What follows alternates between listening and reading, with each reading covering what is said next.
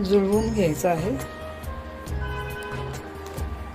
इथे तुम्ही पाहू शकता आपला हा सुबक मोदक तयार झालेला आहे। प्रत्येकाला जमेल तसं तुम्ही करू शकता, नाहीच हाती जमले तर साचा देखील तुम्ही वापरू शकता।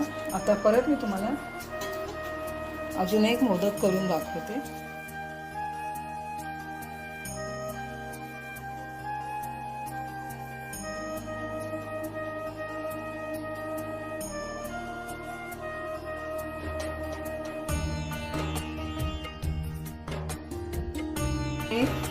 छान सुबक मोदक बनवून तयार झालेले आहे। आता हे थोडे आपण वाफवून घेऊया। त्यासाठी आपण मी इथे स्टीमरचा वापर केलेला आहे।